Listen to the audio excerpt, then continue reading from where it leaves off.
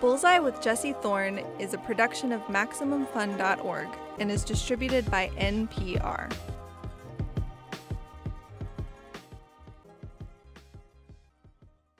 I'm Jesse Thorn. It's Bullseye.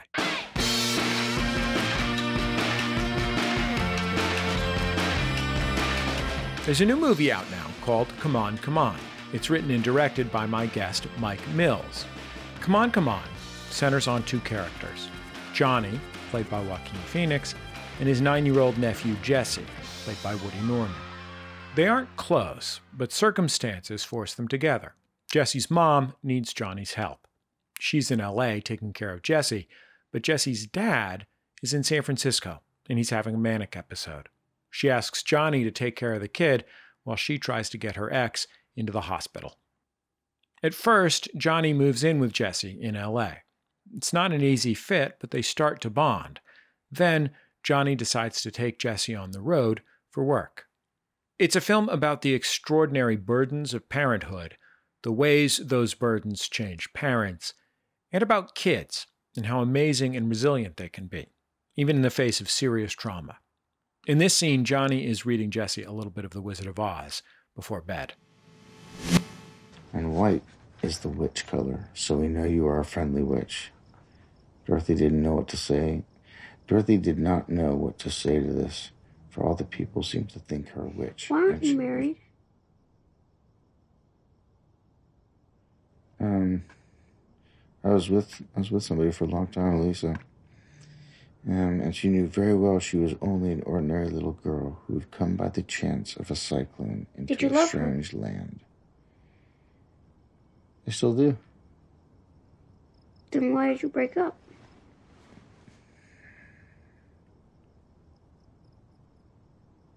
I don't know. Mike Mills, welcome back to Bullseye. I'm happy to have you back on the show. I'm so happy to be here. Congratulations on this amazing movie. Oh, thank you, man. So you have a kid that's about the age of the kid in this movie. Were you thinking of your own kid when you were writing it? That's the seed of it all. All the experiences that my kid led me into and all the deepening of my understanding of myself and the world that your kid tends to do to you, the parent and the adult. And I wanted to try to describe that space or try to hold on to it actually too, because it does all evaporate. It goes away. It goes by. Yeah, I mean, there's the main adult character in the film is a radio producer or podcast producer, and there's a moment where he tries to convince the kid that what's great about recording is holding on to things. Yeah. And I wondered if you just wrote that in there. You're like, I'm just going to put a light on this. So obviously that's one of the themes of the whole film, right? It's like your kid's life whizzes by, completely changes yours, and they don't remember so much of it. And there's constantly all these like little mini griefs, like to being an adult, like, oh, the 5-year-old version is gone forever. And that was a rad version, you know, and then 7-year-old version is gone forever. So it's like this crazy feeling.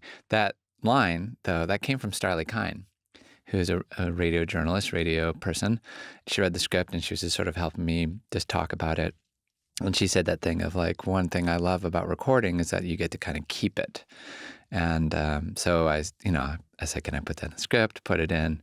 And then Joaquin kind of did his own version of it. But yeah, that's from Starley. When you had a kid, did you feel like you were ready to go? Yeah, I was 46, so I was like really ready to go. I felt like I had missed the train on the whole being with a person and having a kid boat, right? So I was like very grateful, just so happy. How did it compare to what you thought it would be like? That's a lot of build-up, 46. Yeah. Well, I was just super down for all of it, I have to say. It's like the I who struggle with meaningfulness or holding on to meaning, sustaining meaning. It's like all of a sudden there's this thing in my life that like every single minute's just utterly meaningful to me. Even if we're like arguing about brushing our hair, I'm like, I'm down for this argument. It's like totally beautiful and engaging, and I'm in. So I've just loved it. I can't get enough. So that's me. What was the scariest part about it to you? Oh, there's so many scary parts. And that gets kind of personal. in a way that I can't share because it's other people's lives too. But you're never more vulnerable, I think, than when you're a parent, right? You're never more vulnerable than when you're loved, and you're never more vulnerable when you're taking care of someone who you have to like literally keep them alive for a number of years, right? And then they need you so badly. That's almost the scariest thing, right? Like to be really responsible or whatever. It's not all on you. They have their own journey, their own soul. They came with their own mission, it does feel like to me.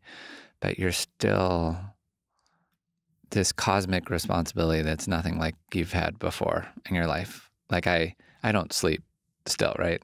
My kid's 9. If a toothpick dropped in my neighbor's house, like I wake up, like Grab fully a ready. baseball Yeah, bat. not the baseball bat, just like with intention towards wherever my kid's sleeping.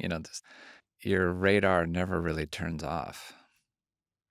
One of the things that I found very moving about this film, which is, this kid named Jesse's father is bipolar and going through a manic episode over the course of the film, was the way that his uncle, Johnny, has to look at how trauma is shaping this kid in real time and try to grasp what he does and doesn't have power over.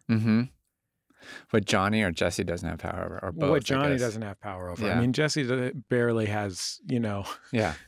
an 8-year-old is really developing agency. You know what I mean? Yeah. I think throughout the film, because he's not a parent, right? He's an estranged uncle that becomes the primary caretaker and alone, like on the road, alone. So he's guessing at everything, right? And I love that as a character, but it's also completely accurate to my experience as a father. When you're a father of one kid, you have no idea what's coming next. I think people who had 2 or 3 kids, maybe they have like a little bit of idea, but I'm sure it's different every time in ways that are completely surprising. So I found that contrivance of having an uncle as the lead in my story, which was something I did to get it away from my life, right? To create distance between me and my loved ones. But it became like actually a very accurate tool to describe fatherhood to me, that you never know what's right. You never know how to do it. It feels like to me, even if you're there and you're totally connected and you're totally in, it's like you have no lack of excitement or love or commitment. It still is guessing. So when this like really heavy thing comes up and you're wondering how it's impacting this 9-year-old psyche's soul, who is, while so expressive, is also completely cryptic and mysterious, right? You directly ask a kid what's going on, they're not going to tell you most of the time. So they often don't know. I mean, that's... Yeah. Or even if they know, I think I've experienced a lot where they know, for whatever reason, it's like some combination between boring and vulnerable making to tell you. So they're just gonna take the other route, take any other route. At least my trickster likes to do that, just like any other way. Yeah, and to me, that having a character who's dealing with that is a heightened version of something that I feel all the time with what exactly positive and negative. And I say negative with like love and not that it's bad or should be like kept at a distance. It's like life, right? It's like any plant has positive and negative, right? Any tree. So like, what do you inherit from your parents? What do you uncontrollably inherit, including like the darkness or the things that are going to be difficult for you, right? And then simultaneously, what are you giving? What are you unconsciously, unintentionally giving to your kid? And that lack of control you have on that on both sides, I feel like. I think that's something that I think about a lot. And that character was a way to kind of, have that in the film. Did you think about what it was like to be an 8-year-old when you were making the movie? Like your own experience of childhood? Well, he's 9. 9, and I did have this example right in front of me that I was constantly dealing with. And there were actually 6 when I was writing this. But anyways, I had a kid in front of me, and a kid consciousness. So I was... and part of the time was like quarantine time, right? No, that was after. Okay. I was editing during that point. But writing, and I had that, and not just my kid, all the kids that your kid introduces you to, and just like childhood, the way that you're immersed in a way that you rarely are as an adult, if you don't have kids. So just like volunteering at school, just hanging around with friends' kids, you're dunked into that consciousness, right? And so there's lots of things I heard or I glanced or I felt, right, that from all that world, not just my kid, that I incorporated.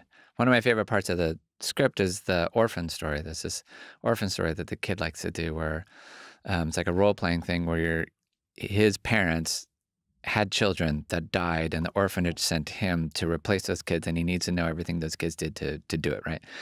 That's something that Aaron Dessner's daughter, Ingrid, does. And so I learned about that hanging out at their house, and Aaron did the music for the film, so we were together. And I said, oh, that's amazing. And it feels like Jungian, right? It feels, there's something about it I was just very attracted to it. So I asked Ingrid and Aaron if I could use that, and they helped me like get it verbatim like into the script. And then it's real interesting sharing that story with people or just talking about it. Like so many either adults did it as children or people tell me, oh, my kid does some version of the orphan game. So, yeah. When you see those things, do you find yourself only seeing them as an adult outsider, or do you feel them empathetically?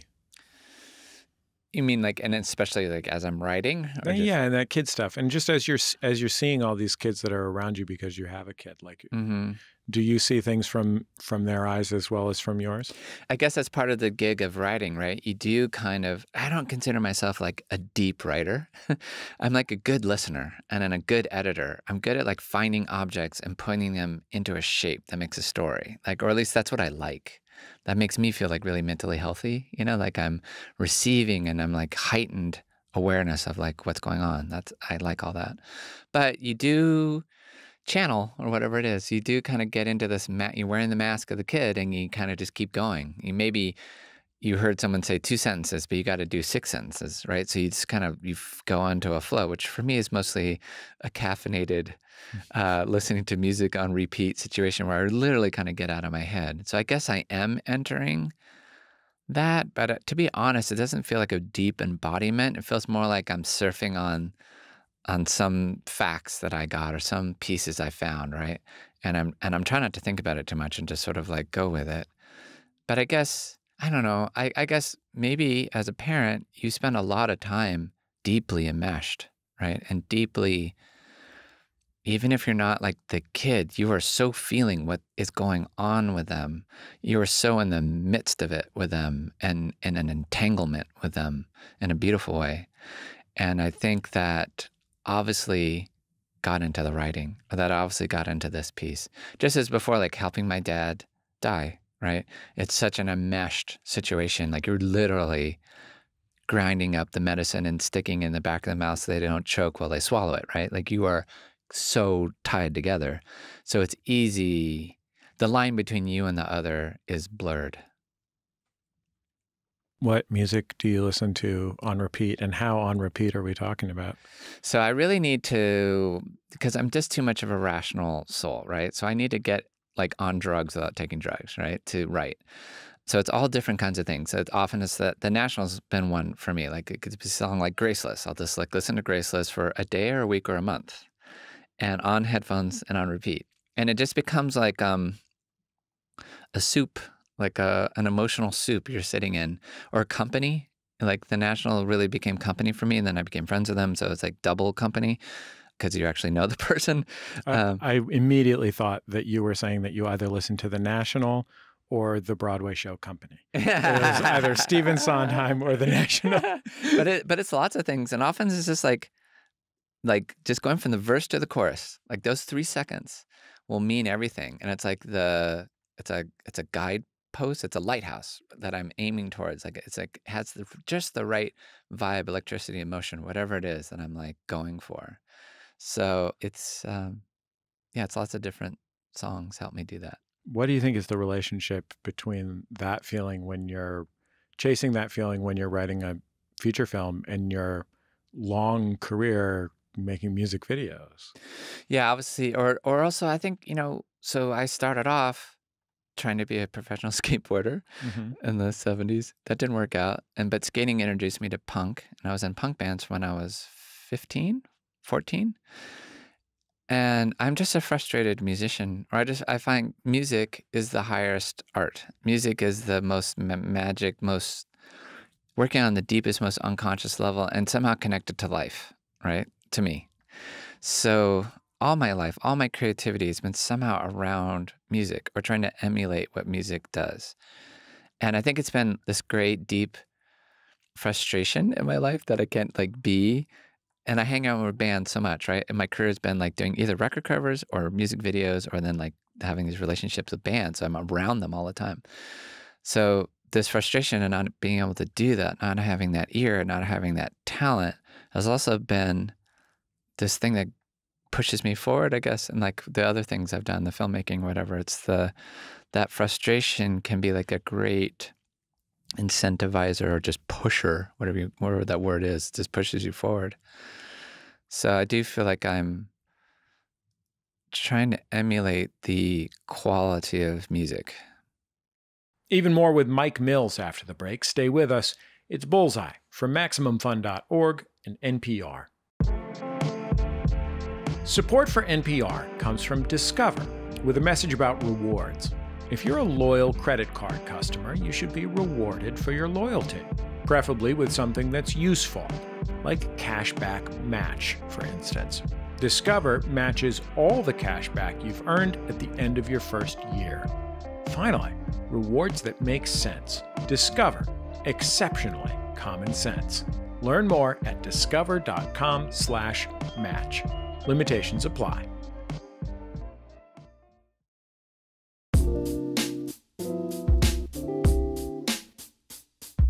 Welcome back to Bullseye. I'm Jesse Thorn.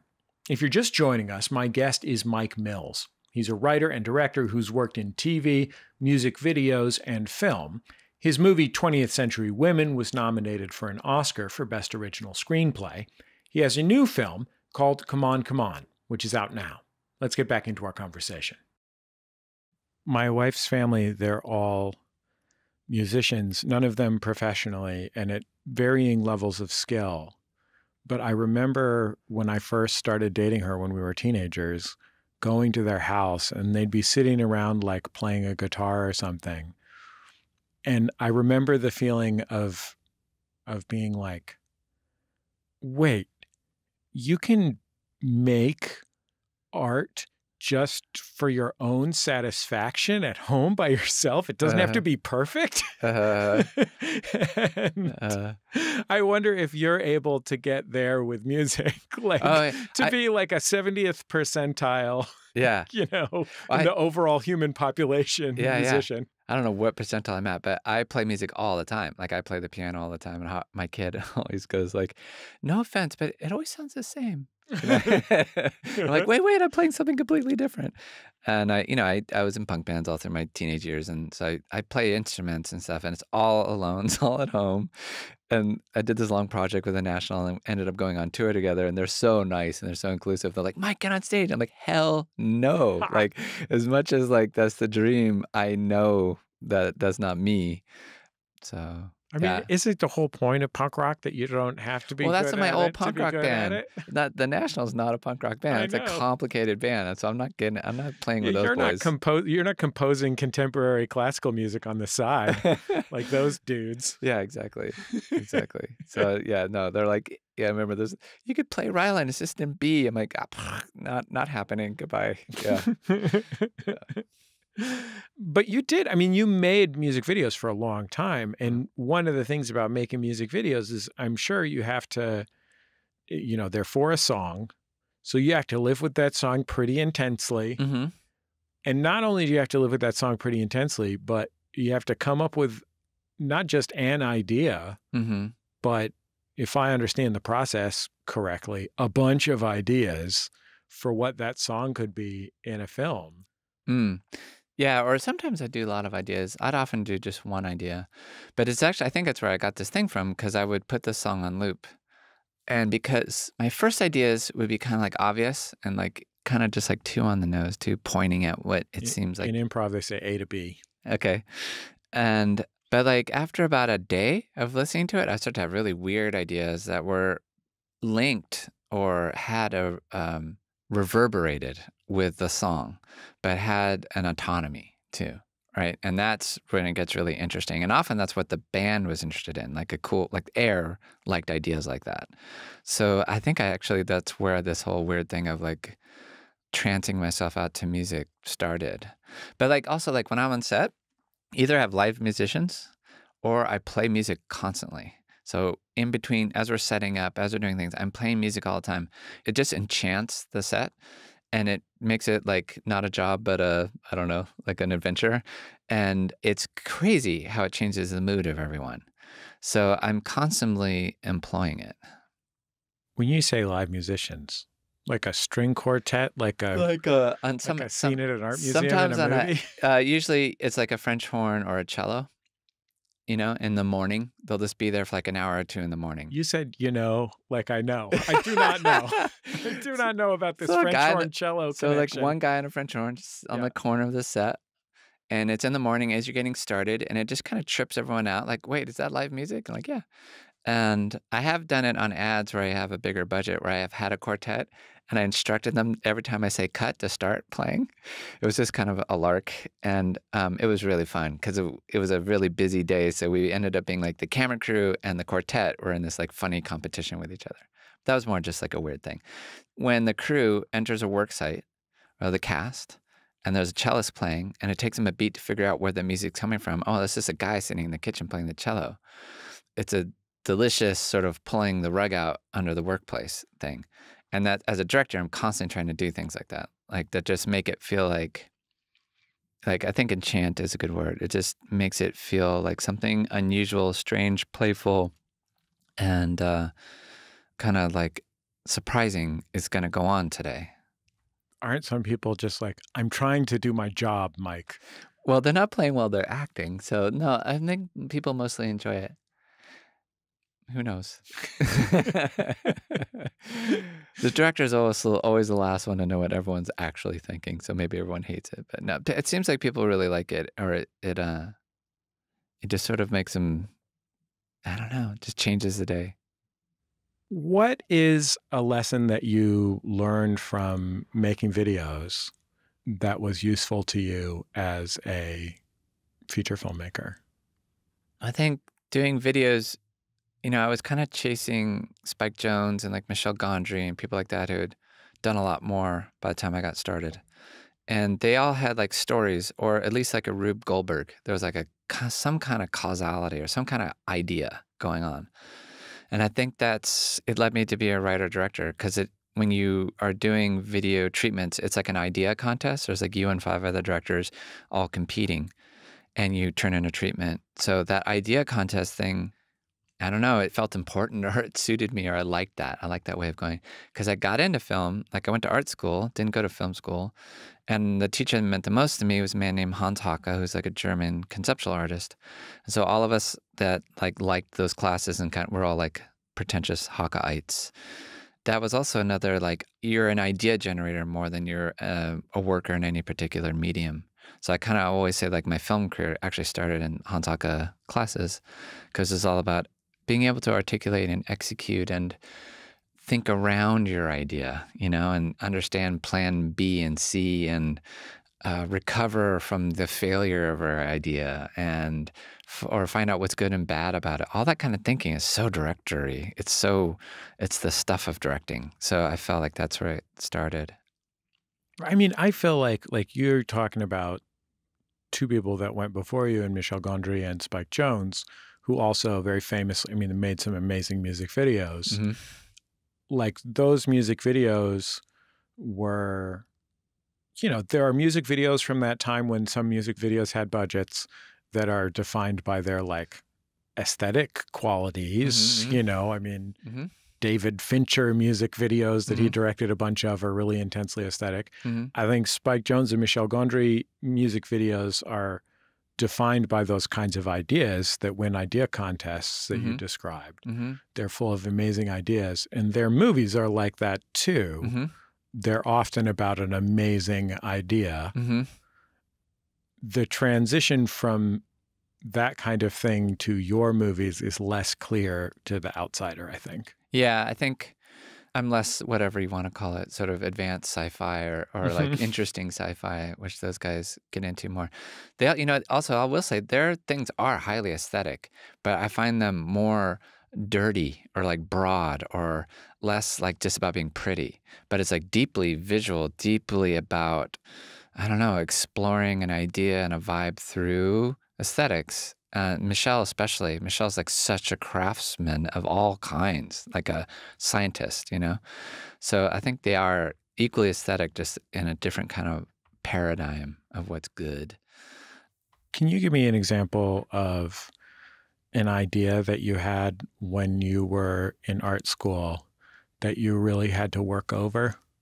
Work over? What do you mean? Like that you really had to do a lot of figuring out on, whether it was figuring out what the medium was or that it changed a lot and working on it. And you don't have to be embarrassed if it's something embarrassing because you were There's 20, nothing embarrassing in my 21 past. or Yeah, whatever. Don't worry about that. It's a Yeah. long time ago. It's Yeah. water under the bridge. Well, that's an interesting question. I haven't been asked that. So, okay, while I was saying that I was a big Hantaka student and we did like very conceptual pieces in that class, I also love to draw, and drawing's how I got into art school. I had a horrible, horrible, horrible high school grade point average. So the only reason I got into art school is because I could draw, you know? It was like my ticket.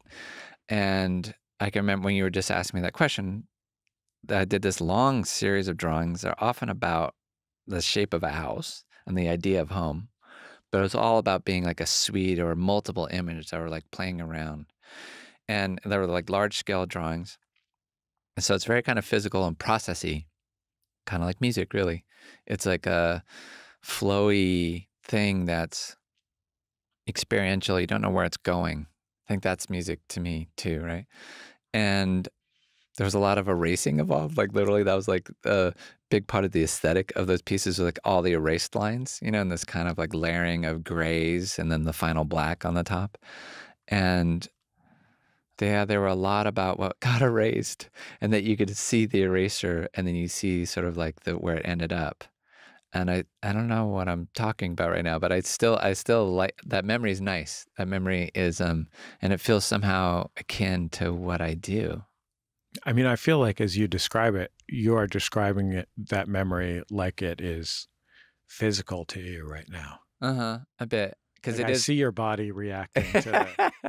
Because it is very, like your hand will travel 3 or 4 feet in either direction. So that does become like a very physical event. And then, yeah, drawing is physical, right? You are creating lines. And then you're doing it over and over again. That's the other part. So I don't know. That doesn't, even to me, totally relate to the act of filming. Relates kind of to the act of editing, because editing, you'll go over scenes so many times, so many iterations of a scene, hundreds. Often once you show to people and then you kind of react and take notes, go back. And yeah, that does feel like it relates. But that's kind of mysterious even to me why I brought that up or what it has to do with this. Can you tell me the steps that you go through writing and where other people enter into the process? So this one kind of came quicker. Often they take like 2+ years, and it's kind of hellish. You know, like the first 6 months is rad, and then the rest is like increasingly difficult. This one came pretty quick. And so it started with talking to my friend Andrea. Andrea Longacre-White is one of the producers of the film and a great friend of mine, and is so positive and knows me and knows my trips and knows my unbearable Eeyore vibes I can have about my own work, right? And just pushes me out of it. So I kind of had to okay everything with her. What if it was like this? What if it had that? What if it was this? What if it was that? And then I would ride off of her energy for a while. Then there's a long solo process where you're doing for me, it's the music thing. And the music thing is really very much at the beginning when you're trying to like summon it. You're trying to ask for it. And it's very open-ended and very caffeinated and just sitting there with a notebook and just anything that comes to mind, like a very trusting, just intuition and conscious stuff. And then going through those notebooks and like transferring them to like Evernote thing.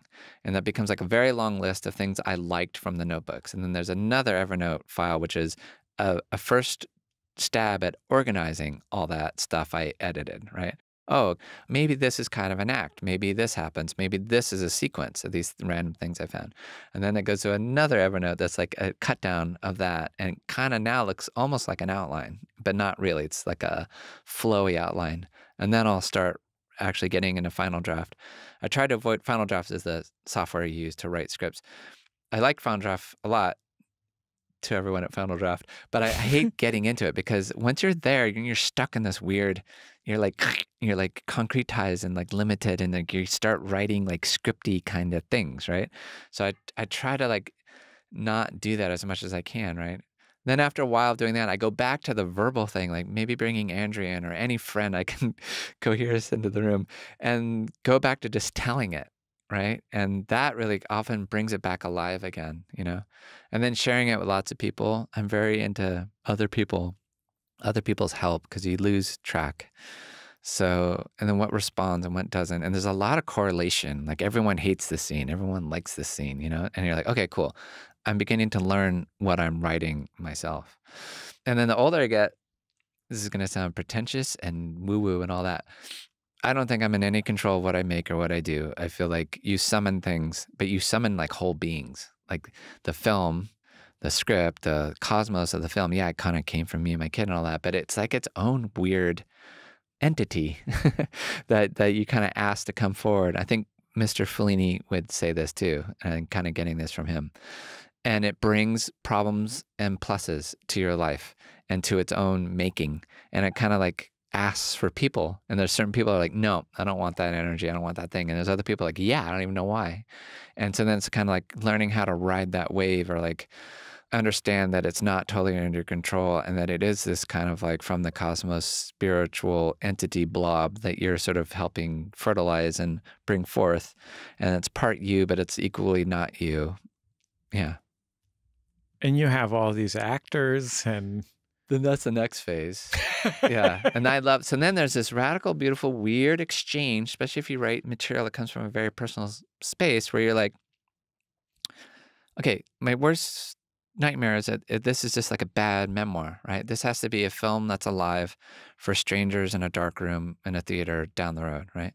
And the way that is alive for them, if it's really alive for the actors, how does it be alive for the actors? Well, you have to get under their skin, right? You have to pick someone who you feel like it's going to get under their skin somehow. And it has to become alive for them. And they have to really be the author of the character. And if I'm on and they ask me any question, I never answer. I just ask the question back, right? Like, what do you think? You're like, how, well, you know, why is he doing this? I don't know. That's weird, isn't it? Well, I don't know. Why do you think he's doing that? You know? And then the more you can get them to co-author, for me, this is my way, the more exciting it is, the more fun it is. And it becomes this like lovely thing of like giving the keys over, or this weird exchange of like, here's some content, here's some blood, some, what do you call it, compost, and they enact it, which I can never do, right? I can never be it. And that way, actors are like musicians to me. You know, it's this thing I can't do. So I'm like forever enamored, forever their biggest fan. Yeah. So everyone says like, yeah, how personal is this? And it's a good question. I would ask the same question. And I always answer like, well, my dad is not Christopher Plummer at all, you know? And Christopher made that character. It's Christopher's instincts, blood, brain, soul, history that's making what you see, you know? Christopher got stuff from me and my dad, but it's Christopher, you know? And the same thing like Woody I'm so not Joaquin, right? Like you know me, I'm not Joaquin at all. And, but there's this lovely, I don't know what the word is, like dance that you do with the actor and then giving it to them. We'll finish up with Mike Mills in just a minute. When we come back from the break, Come On features real interviews with real kids, and they were really conducted by the movie's star, Joaquin Phoenix. We'll talk about how Phoenix prepped for that. It's Bullseye from MaximumFun.org and NPR. Support for this podcast and the following message come from Airbnb. If you've ever thought about hosting, you might have a few questions. What's it like? Where do I store my stuff? Is hosting worth it? Now, with Ask a Superhost, you can get free one-on-one help from Airbnb's most experienced hosts. Whether you're curious how to get started or just wondering if it's right for you, you can now ask someone who's already hosting. Learn more at airbnb.com/askasuperhost. Hello, I'm Pee Wee Herman. You might know me from TV, but I really want to be a DJ. It took some convincing, but KCRW finally agreed to give me an hour on the radio to play you some music with my friends. Anyway, tune in for 1 hour of the bestest, most funnest time you'll ever have on the Pee Wee Herman Radio Hour. I am personally inviting you to tune your transistor radio in to hear me, or go to kcrw.com. Duh. It'll be available for the whole week from November 26th to December 3rd, so you can listen to it again and again and again and again and again. The Pee Wee Herman Radio Hour was produced by Maximum Fun and can be streamed on kcrw.com until December 3rd. It's Bullseye. I'm Jesse Thorn. My guest is filmmaker Mike Mills. He's the writer and director of the new movie, Come On, Come On. Let's get back into our conversation.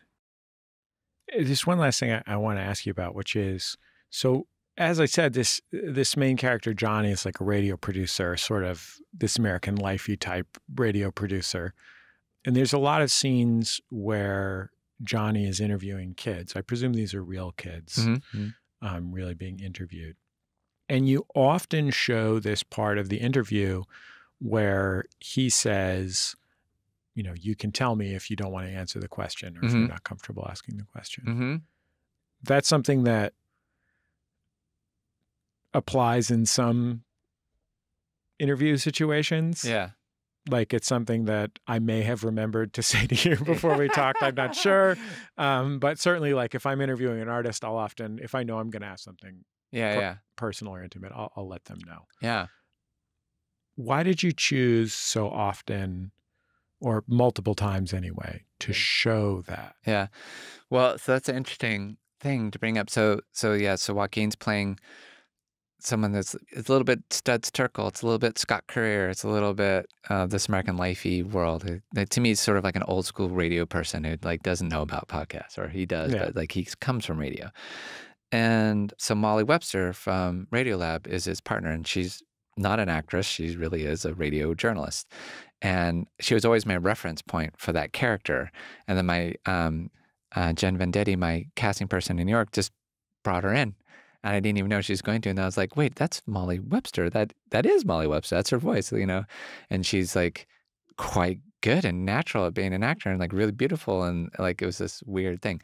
So the way that Joaquin prepped for that role was just to go around with Molly and do interviews, because he really wanted to understand the gear and just the whole thing. And they went, and I would set up people for them to interview, and they would go do it on their own. I wasn't there. And then they would come back and we would like talk.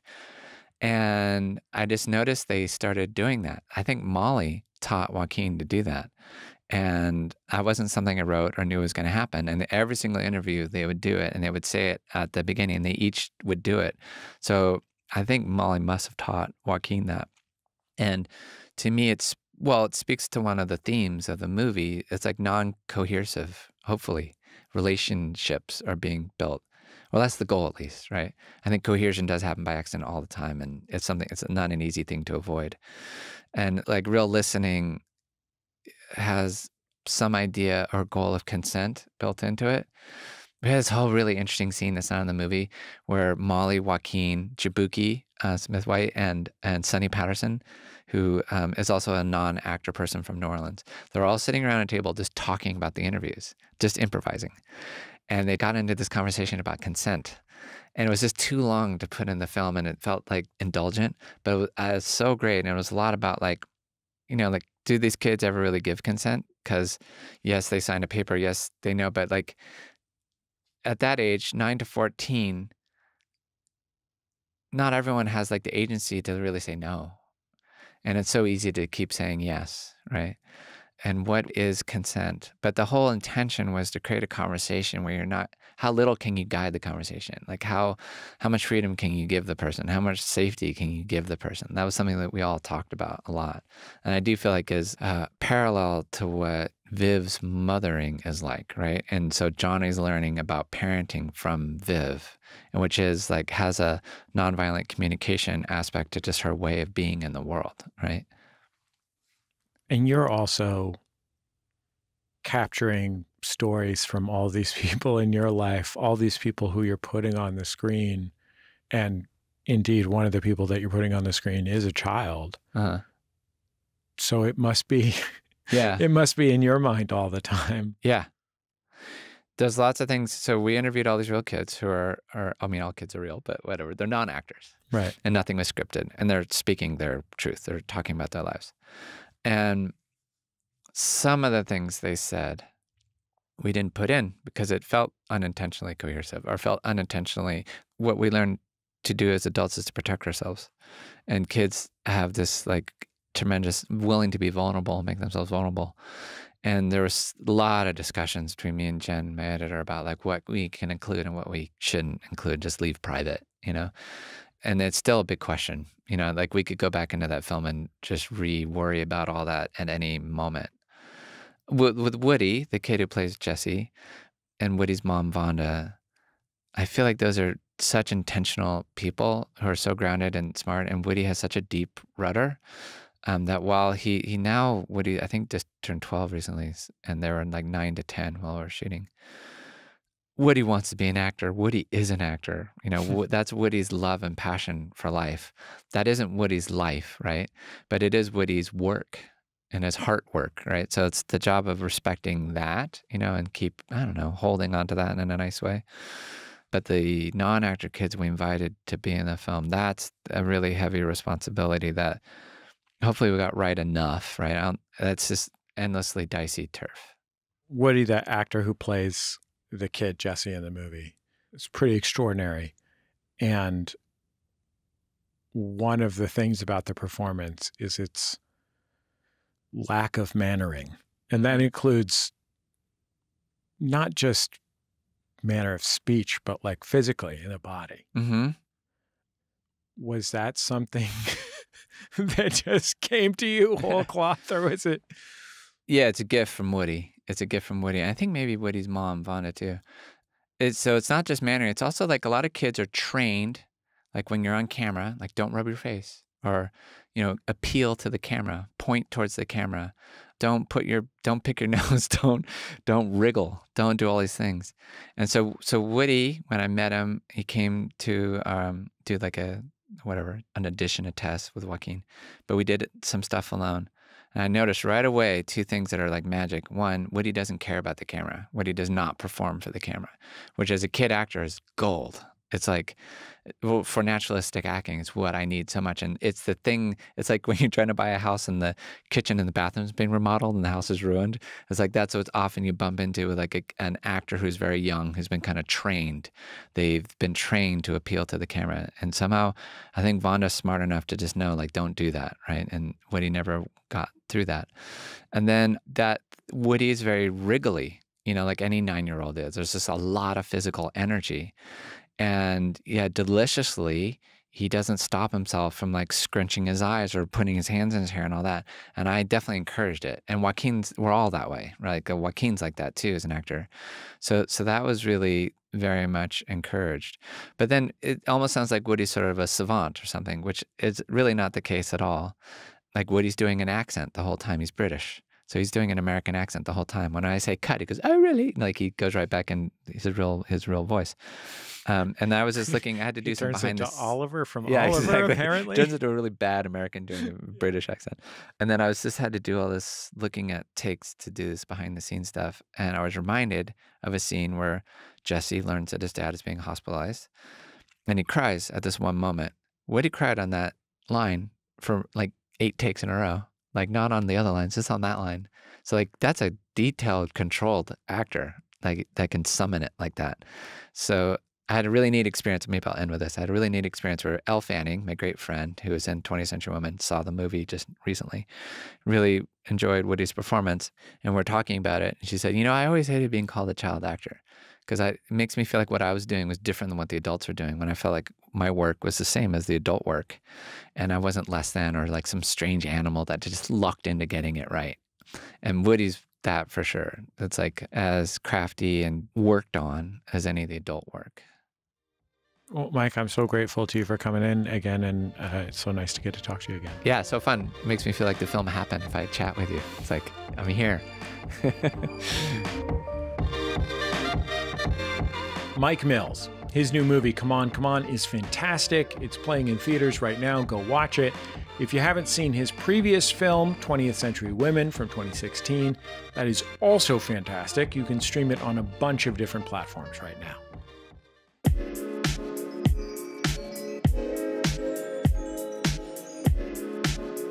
That's the end of another episode of Bullseye. Bullseye is created from the homes of me and the staff of Maximum Fun in and around greater Los Angeles, California.